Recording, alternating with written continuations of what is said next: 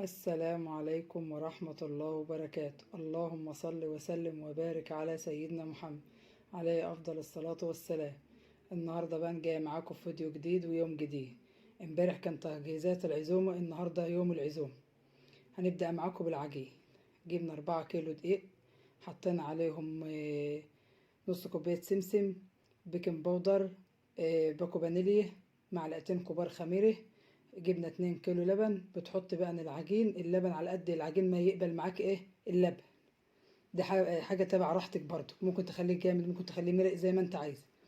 ام احمد اللي بتعجن اهي بتبسوا الاول العجين، وبعد كده انا اللي هاخد برضو هاجي معاكم عجن معاكم العجينه اهو. فهي الوقت بتبس العجين كده باللبن. حطت السمنه الاول وبعد كده بتحط اللبن وبتعجن معاكم اهي. لما تخلي العجين ما عادش فيه دقيق خالص، تبقى عجينه ماسكه، تقعد تانية تعجن كده لما حلاوة العجينة عشان تبقى معاك القرصة حلوة، ان هي تبسه على الناشف كده اهو. انا جيت معاك اهو، ببدأ احط اللبن حبة بحبة. هاخد احط الفم الاولاني كده واقعد اعجن معاكم زي ما انتم شايفين كده. اقعد اقلبه يمين وشمال، اجيب من اللي تحت فوق واقعد اعجن زي ما انتم شايفين كده لحد العجينة لما تبقى طرية في ايدي. لا هي طرية ولا هي مرقة، زي ما انتم شايفين كده معايا اهو. تاني تعجن معاكم لما احط تاني شوية لبن اهو. تحط بالراحة خالص، يعني ما تحطش اللبن كله مرة واحدة. كل ما العجين تنشف من اللبن ترجعي تحطي كمان شوية لبن، وتمسحي كل دقيقة، تمسحي كده حواف الطشت كده عشان يفضل العجين تبقي ست نضيفة كده.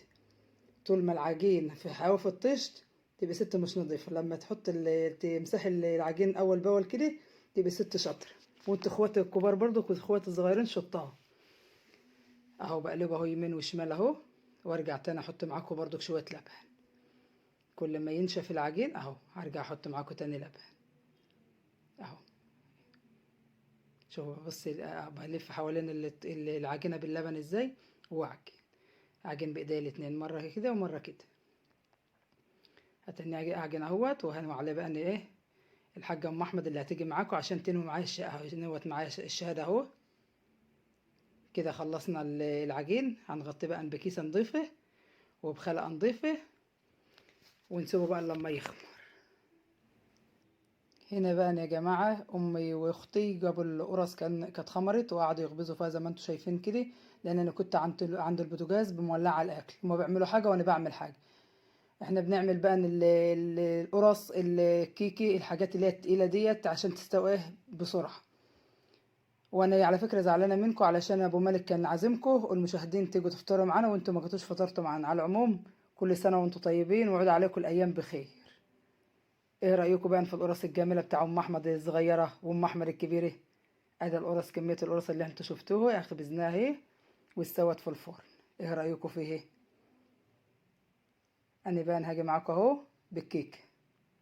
جبنا 2 كيلو دقيق فينو، بننخلهم زي ما انتم متعودين. احنا بننخل الدقيق مرة واتنين وتلاتة اهو. هنخلهم اول مرة اهو معاكم، لان انا هعمل صينية كبيرة لان احنا عندنا عزومة كبيرة. عازمين ابو مالك، عازم اخواته وعمامه وعماته، وكان عازم كمان حبايبه. وكل سنة وانتم طيبين ويعود عليكم الأيام بخير، وما نتحرمش منك يا أبو مالك انت وأبوك أبو أحمد. ويا رب يفضل البيت مفتوح بحسكم يا رب العمر كله. احنا بقى هنيجي معاكم يا حبايبي. معاكم 2 كيلو دقيقة وفينو، وبقعد انخلهم لما الكمية كلها تخلص. عرفوني يا جماعة لما بتعملوا عزومة بتعملوا حلويات ايه ولا بتعملوا ايه؟ يا ريت تشاركوني معاكم. انا بقى عن نفسي ام احمد الصغيرة كنت بعمل الوقت معاكم كيكي، وبنبقى نعمل جلاش بالمهلبية، بسبوسة، كنافة بالمهلبية، كنافة بالمكسرات. انا النهارده بقى انا عملت معاكم كيكي وعملت كنافة بالمكسرات. غير ابو مالك ما جايب موز وبرتقان وسفندي، ما نتحرمش منه ابدا يا رب. ورجعنا تاني ضفنا كمان معاكم عصاير، عملنا نوعين عصير. وانا هخش معاكم بقى بالمقادير اللي هي جبت اهوت 3 معالق نشي نخلتهم فوق ال2 كيلو دقيق. هنيجي هنا بقى عند الخلاط، هنجيب 7 بيضات هنقسمهم على مرتين لان احنا بنعمل كمية كبيرة. هحط الوقت 4 بيضات معاكم، معاهم بتاع ظرف فانيليا. هنضربهم لما يبقى بعد ما البيض بقى اصفر هنخليه ابيض زي ما انتم متعودين. هنضربهم شوية كتار. وبعد كده هنجيب السكر. على فكرة ال2 كيلو دقيق بتحط لهم كيلو سكر ديت كيس عصير برتقان هنقسمه على مرتين زي ما انا عملت لكم بصوابع كده، يتعمل على مرتين. دي كيلو سكر اهو على 2 كيلو ايه دقيق زي ما احنا عارفين. هنحط شويه بشويه ونضرب. نرجع تاني نحط برضو ايه، هنجيب اللبن، هنحط كوبايتين لبن. احنا جايبين كيلو لبن، بس هنحط برضو زي ما انا بقول لكم على مرتين. حطينا كوبايتين لبن ونضربهم حلو ضرب تمام لحد ما يعمل فقاقيع زي ما انتوا ايه متعودين مني. هنرجع تاني نجيب كوبايه زيت. احنا هنحط كوبايتين زيت، هنحط كوبايه في الشفشق الاولاني وكوبايه في الشفشق التاني.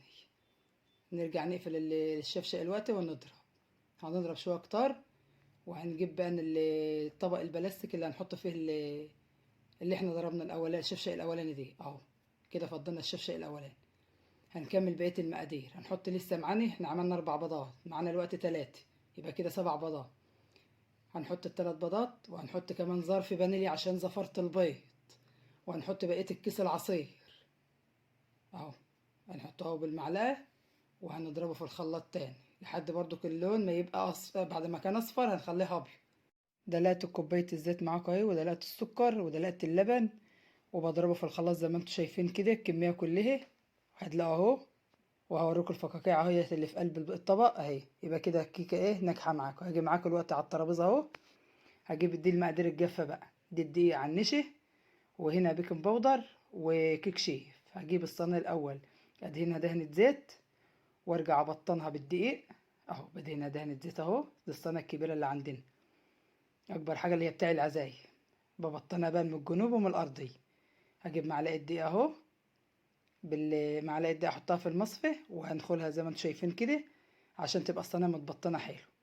هرجع اهبدها يمين وشمال اهو زي ما انتم شايفين وانفضها اهو يا حبايبي. هميلها كده على جنب ورايا على الكنبه. هجيب بقى المواد الجافه ديت، هنخلها اقسمها نصين زي ما انتم عارفين. اعمل نص الاولاني الوقت كده وابدا ايه هنخل النص الاولاني اهو. هفضل ادخل كده النص الاولاني زي ما انا بدخل كده. وبعد كده بقى انا هعمل بايديا زي ما انتم متعودين. انا لما بعمل حاجه بايديا بتبقى ايه اعرف سمكان كانت ايه خفيفه ولا تقيل اهو يا حبايبي بعملها. ابو مالك معلش بقى مسرع لي الفيديو، ايديا كده بتعمل بسرعه كده اهو يا حبايبي. انا عملت النص الاولاني اهوت الدقيق ما عادش باين دقيق خالص اهو. هنا معاكم بيكنج باودر كيس اهو وكيس فانيليا يتحط هنا بعد الدقيق ما يخلص، لان يعتبر دي المحسن الكيك دي والفانيليا بتاع المحسن الكيك والكيك شيف. انا كده خلصت اهو يا جماعه الكميه كلها. ده لقطها في الصينيه. هنشتغل الصينيه نهبدها مره ولا اتنين كده اهو ونحطها. احنا دخلنا الوقت الفرن، جينا الوقت نعمل معاكم ايه الكنافه. هنبطن الصينيه بتاع الكنافه بالسمنه. جبنا 2 كيلو وربع بتاع كيلو وربع كنافه. الكنافه دي بتبقى متفرزه في الفريزر، لازم تطلع من الفريزر تمسكها تفركها زي ما انت ايه بفركها معاكم كده. هي الوقت متلجه، حلاوتها ان هي في الفريزر عشان تفضل ناعمه جميله كده. ما عادش زي بتاع زمان اللي بتتعمل بتجيبها من المحل تعملها على طول تلاقيها فتل طويله كده. لا شوفي بسم الله ما شاء الله الله اكبر. كنافه جميله وطازه ازاي، حلوه ازاي، ناعمه وجميله الوحيده مش محتاجه فرك والله اهي. بفركها بايديا معاكم اهي. في الوقت دي انا صحنه مع كوبايه سكر هجيبها لكم الوقت في المصحنه اهي على الترابيزه قدام اهي. هرشها عليها على الكنافه.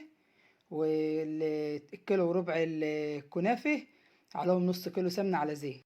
هبدا هنا حطيت السكر والسمنه اهوت على الكنافه. هبدا اقلبها زي ما انتم شايفين كده او اعملها ادعكها بايديا بالراحه كده لما تبقى كلها تشرب من بعضها السكر مع السمنه مع الزيت. هجيب هنا الصينيه اهو يا حبايبي. هبدا بقى انا احط الرقه الاولانيه افردها بايديا زي ما انتم شايفين بصوابع بالراحه كده اهو. اقسم الكنافه دي نصين، نص فوق ونص تحت بس تبقى زي بعضها اهو. ابدا اتك عليها حلو لان دي مش من المهلبيه، لازم تتك عليها قوي ما تخافيش منها. انا اتك عليها اهوت بايديا بصوابع زي ما انتم شايفين كده. هبدا بقى هنا زبيب وجوز الهند ومكسرات. هبدا اعملها في الصينيه زي ما انتم شايفين كده في اول الصينيه من اولها لاخرها كده. وارجع تاني اجيب الكنافه اللي انا كنت سايباها احطها تاني على وش اغطي الايه المكسرات اللي انا حطاها دي زي ما انتم شايفين كده يا حبايبي اهو. هبدا اغطيها بالراحه خالص ما اخليش حاجه ما فيش مكسرات تبقى باينه اهو. كده خلصت الكميه بتاعتي. هبدا بقى ان انا ايه اتك عليها تاني اسويها. بعد ما سواها خالص اهو اهو يا عمري انا سويتها خالص اهو خليتها جميله هبدأ السمنة اللي انا سايباها قدام منكم ده اهي، هبدأ بقى أنا ارشها على وشها اهو. كان لسه هنا شويه على الصينيه خلصته اهو كده، خلاص اهو خلصت كميه الكنافه اللي انتوا شايفينها، كيلو وربع. هبدأ اجيب السمنه اهو ارشها زي ما انتوا شايفين، رشها على وشها خالص اهو. وبعد ما خلصت رش على وشها اهو بقى اهو، بكمل رش على بقيه الجنب التاني اهو. خلصت كده كميه السمنه مع الكنافه اهو يا حبايبي. هنبدأ بقى نقدمها ونحطها في الفرن. وديناها الفرن الوقت اهي. شوف بسم الله ما شاء الله، الله اكبر. من فوق زي من تحت لون واحد او ذهبي، بسبب اللي هي السمنه اللي فيها مظبوطه. كان في هنبدا بقى نحط الشربه اهو. انا كان نفسي اسمعكم الطشه ده، شفتوا انتوا سامعينها شايفينها اهو اهو. دي يبقى كده طالما الكنافه بتشرب الشربات اول باول كده، تبقى هي ايه ناجحه معاكم. هنحط كميه الشربات، طبعا انتوا عارفين الشربات انا كنت عاملاها معاكم قبل كده اهو يا حبايبي. هنبدا بقى نيجي معاكم بقى ايه نحشي بقى المحشي. ديت ام احمد كانت سلقت الكرنب على ما انا كنت جات لها وقطعته، وبتوري لكم اهو الازرق لوحده والابيض لوحده. هنبدا بقى نجيب ايه خضره المحشي. دي شبت على كزبره على توم اخضر. المحشي الفلاحي بيبقى جميل قوي بالثوم الاخضر اهو. ام احمد هتمسكه تخرطه وتنعمه زي ما انتم شايفين كده، عشان بقى نبدا نقي هم يحشوا بقى. هتيجي اختي الصغيره تيجي تحشي وامي هيجوا يحشوا الوقت، لان انا مولعه على اللحمه جوه. جبنا التقليه لان كانت والدتي مقليها معاكم من امبارح. يعني جبنا التقليه، حطت دقه، الدقه دي فيها كمون وفلفل اسمر وكزبره، متقلبه في شويه ملح وبصل. جنب منها جردل الرز. هتبدا تجيب الجردل الرز دي تفضي على التقليه زي ما انتم شايفين كده. والخضره اللي هي خرطتها هتحط حبه بحبه اهو. هتقلب معاك اهو، وترجع تحط تاني، بس هي بتحط ايه واحده واحده اهو يا حبايبي. هترجع تجيب معاك رز تاني، لان احنا هنعمل محشي حلتين محشي كوسه، حلتين محشي كرنب وصينيه محشي كوسه. فهي بتقلب واحده واحده اهي، بتحط معاكم مره تحط رز ومره تحط ايه خضر، لحد ما تظبط التقليه مع الرز مع الخضره مع تقلب التقليه المحشي زي بعضها اهي. خضرتها جت قليله شويه، رجعت حاطه التاني، فهي بتظبطها كده. وهنرجع نحط زيت معاكم اهو تاني. الزيت دي لما بتحطها على على التقليه على المحشي كده وهو بيتقلب كده، تخلي لك الرز مفرفر كده وجميل اهو يا حبايبي. هبدأ نحشي معاكم بقى. ديت العيدان بتاع الشبت والكزبره، ومقطعين بصله وقرن فلفل، عملناهم في ارضيه الحله. وهنبدأ نحشي معاكم. كانت اختي لسه جات ام احمد اللي بتحشي الاول لوحدها اهي اهو يا حبايبي. هنبدأ نحشي معاكم الحله دي الحله الكبيره اللي عندنا. تجيب ورق من هنا وترجع تحشي لما لحد ما تخلص كميه الحله دي، ونرجع نحشي كمان حل اهو يا حبايب قلبي. بنحشي معاكم اهوت ديت المحشي. يعني جت اختي جاي معاكم، لسه جاي الوقت. كانت ام احمد كانت حشت نص الحل، قاعدين نقلس على اختي دي. حشينا اهوية، اختي بتقطع لها وهي بتحشي. انا سبتهم بقى يحشوا مع بعض كده، وانا دخلت جوه مولعه على البسله. هوريكم وانا بولع عليه ومولعه على اللحم. فسبتهم بقى بيحشوا زي مع بعض زي ما هم بيحشوا كده. هيحشوا الحله دي ويرجعوا يحشوا الحله التانية. احنا حاشين اتنين، هوريهم لكم برضو. اتنين كبار، اتنين حلتين محشي كرنب كبار. هسيبهم بقى يا حبايبي يحشوا معاكم، وانا ايه هروح معاكم اهوت ايه. انا كنت بقى حشيت الكوسه، كنت انا بعمل فيها في المطبخ دي كوسه، وكملت بفلفل. وحشينا الحلتين المحشي اهو اللي كانت اختي وامي بيحشوه اهم يا حبايبي. ايه رايكم في المحشي بتاعنا الجميل؟ والله كانت عزومه جميله وكانت ناقصاكم. كل سنه وانتم طيبين يا حبايبي. كده حشينا اللي عملنا حلتين محشي كرنب وصينيه محشي كوسه. الكوسه دي انا هطبخها باعداد بس في الفرن. جبنا المحشي بقى على البوتاجاز اهو زي ما انتم شايفين، وجبنا الشوربه. حطيت مكعب زبده زي ما انتم شايفين كده، وبحط ايه المحشي. نطبخ الحله وحله بحله الاول. هنهزها معاكم كده يمين وشمال عشان الشوربه تنزل لتحت، يبقى الرز لما المحشي لما بيتطبخ يبقى مستوي زي بعض اهو يا حبايبي. ده شوربه اللحمه، واللحمه هتجيلكم لسه هتيجي اهو يا حبايبي. مكعب الزبده اهو بلفه كده على المحشي اهو. كل ما تحط شويه محشي بتاع شوربه تهزهم كده. سيبناها بقى مع نفسه يستوي على البوتاجاز، وجينا هنا نعمل الكوسه. دي تقليه من اللي هي بتاعه المحشي اللي احنا كنا مقليينها. جبت الفرشه وعليها نقطه زيت، كرنبت عليها عليها نقطه زيت، وبهدهن الكوسه زي ما انتم شايفين. وبرضك حطيت لها شرب عشان تبقى طعمه وجميل اهو. كده خلصت. جينا هنا عند اللحم. جبت حله فاضيه ومليتها ميه. لما الميه غلت كنت غسلت اللحمه، بسقطها حته بحته زي ما انتم شايفين كده اهو. بسقط اللحمه، امسكها اغسلها اعصرها حلو كده، واسقطها زي ما انتم شايفين. هسقط كميه اللحمه اللي معايا زي ما انتم شايفين حته بحته كده. بس كل حته بحطها زي ما انتم شايفين كده اكون عصرها يعني. وارجع تاني اجيب 4 حبايات طماطم، واجيب بتاع الكباب الصيني والمستكه والورق اللورا اهو في الطبق، انا مفصصاهم اهو بتدلقيهم. تقوم مغطيه عليها بقى نسيبها تغلي. هرجع اكشف معاكم الحله اهو. حش الرغاوه اللي على حافه الحله واغسل. والغطا دي بيبقى فيه برضو حاجات طالعه كده من اللحمه سمرة كده، لازم تغسليها. انا كده قلبتها وغسلت الغطا. هفتح معاكم بقى الحله التانية. كنت انا جايبه بسله على جزر اهو، واجيب طماطم من اللي انا مقلياها واحطها واقلب اهو. اجيب واحط واقلب لحد ما اظبط التقليه بتاعتها. انا كنت في الوقت ده مقطعه حتت لحمه بدهن صغيره كده مع قرن فلفل اخضر، قلبتهم معاكم مع التقليه والبسله بالجزر. احط برضك شويه ميه صغيرين لحد ما اغطي البسله، واسيبها تغلي كده مع نفسها. احط لها توم بملح مدقوق، واحط لها دقه اهو. كانت غلت معاكم اهي. سبتها تغلي مع نفسها. شوفوا جميله ازاي اهو يا حبايب. احط نقطه ميه شويه بشويه لحد ما يبقى اللي البسله تستوي معاكم. ما بتحطوش الميه مره واحده، عشان لما بتحط الميه مره واحده مبقاش الاكل له طعم. تحط واحده واحده يبقى حلو. دي الدقه اهي فيها البهارات بتاعتها زي ما انا قايله لكم. وانا حطيت التوم بالملح. ديت كنت طلعت الطماطم من اللحمه، ضربتها في الخلاط وصفيتها بالمصفى. وحطيت 3 بصلات بتلات 4 فصوص توم متقشرين، والدقه والملح. كنت هنا بقى نصفيت اللحمه اهو، وجبتها شلتها تاني في صينيه، وحطيت لها تقليه ببصل سويتهم مع البوتاجاز، وحطيتهم عليها وشها زي ما انتم شايفين كده، وادخلها الفرن. قمت حاطه على وشها نقطه زيت تدي لها لون كده ذهبي حلو كده. انا كنت دخلت اللحمه الفرن، وجيت هنا معاكم بقى بالفراخ اتبلها. دي الدقه بالفلفل الاسمر بالكمون بالكزبره، ودي تتبيله الفراخ المشويه، ودي لبن رايب، ودي طماطم وفلفل اخضر وشطه وبصل وليمون وتوم اخضر وكزبره وبقدونس وشبت. دي من ارض بحر. ودي الفراخ انا مقطعاها وغسلتها غسيل نظيف وجبتها معاكم اهي. عشان بقى انا هفرمها هفرم الحاجات اللي انتوا شفتها ديت التتبيله الاول، وارجع تاني اجي اتبل معاكم الفراخ الوقت. بس انا قلت اوريها لكم كده قبل ما اعمل اي حاجه. ادي الفراخ انا مغسوله غسلها نظيف، والخضار والطماطم والليمون والبصل والشطه واللبن الرايب والتوابل بتاع الفراخ المشويه والدقه. جيت معاكم هنا بقى كنت تبلتها اهو زي ما انتم شايفين اهو. دي كنت متبلاها من الصبح وبحطها الساعه 2 كده.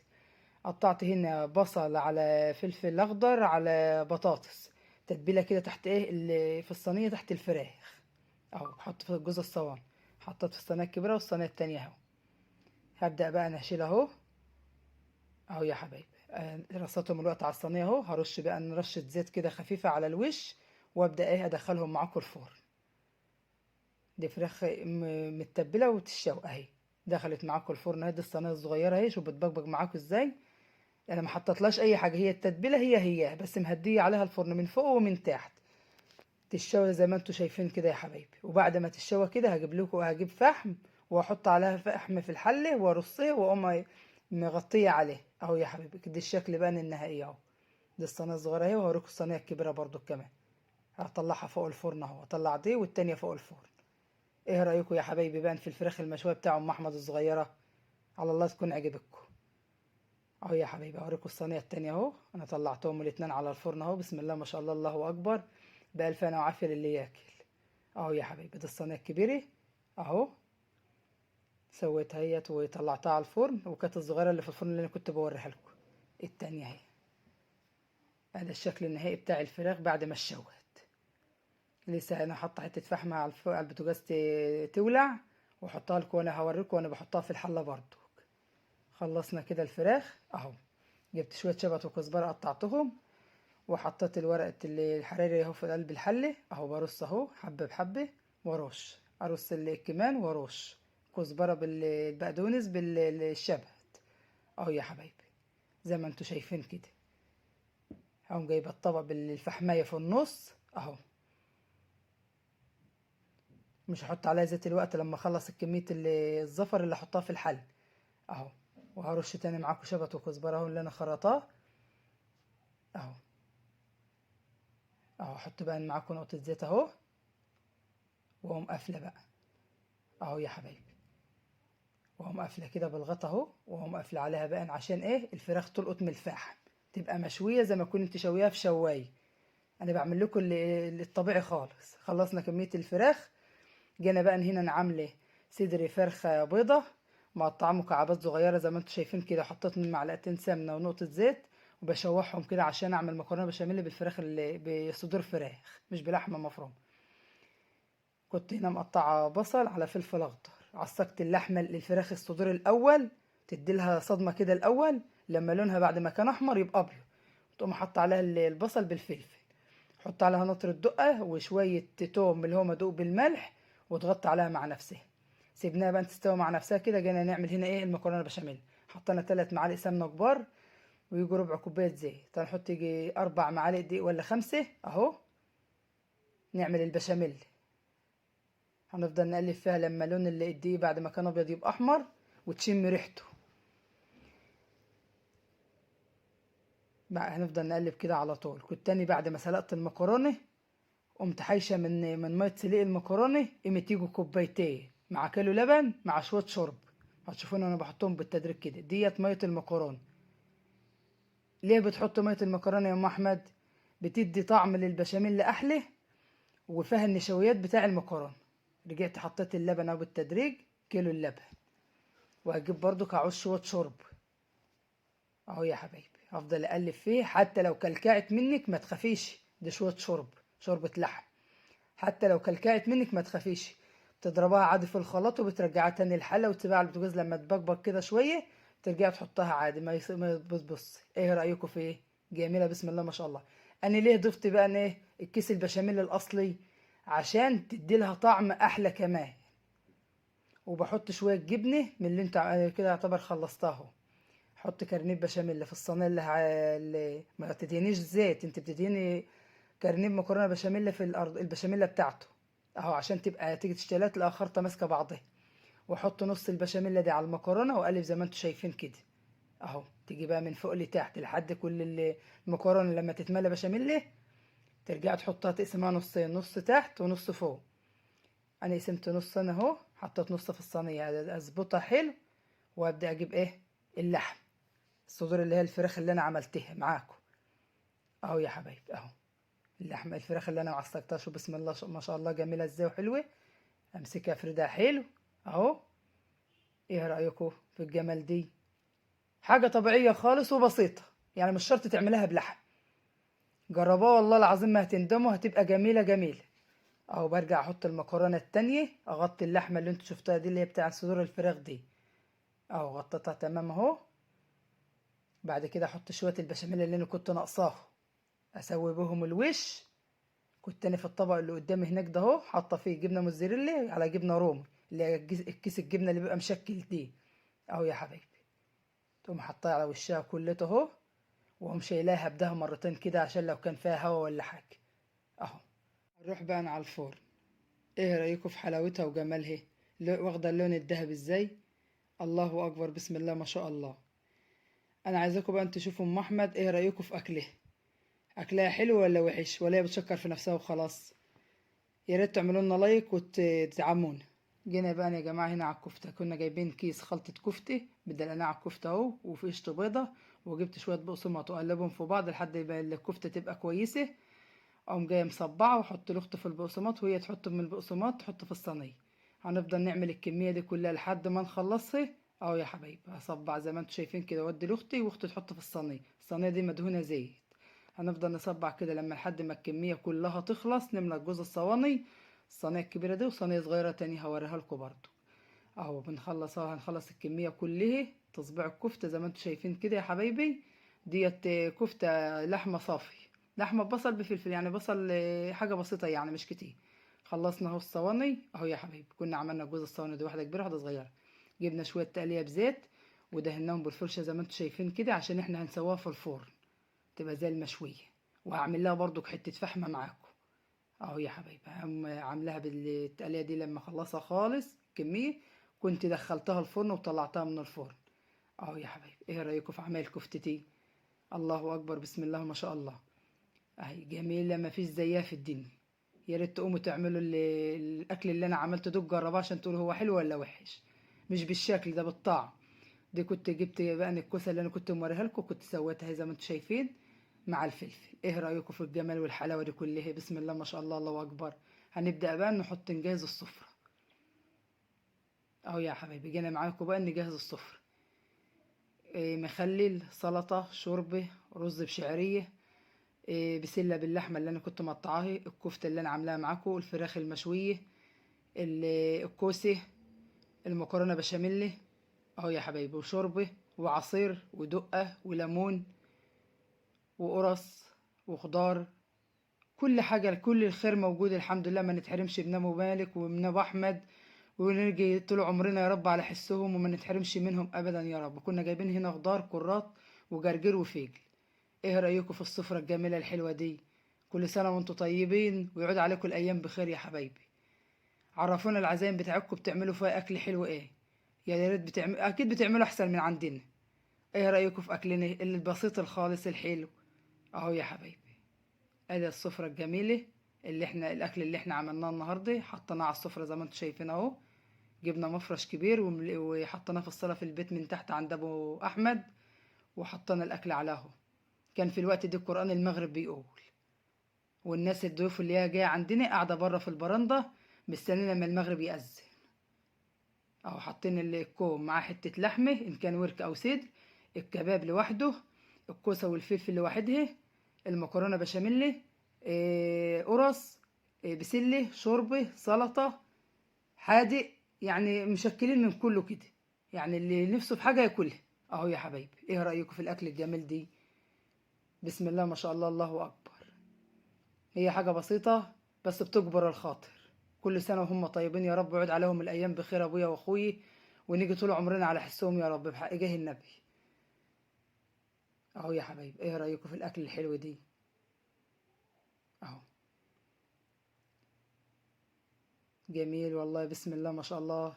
ما نتحرمش منهم أبدا يا رب، وخليهم لنا طول عمرنا أهو يا حبايبي. كل سنة وانتم طيبين ويعود عليكم الأيام بخير أهو. جبنا لكم السفرة من أولها لآخرها تانية أهي. إيه رأيكم فيها وفي جمالها؟ في حاجة ناقصة؟ باي باي يا حبايب قلبي، مع ألف سلامة.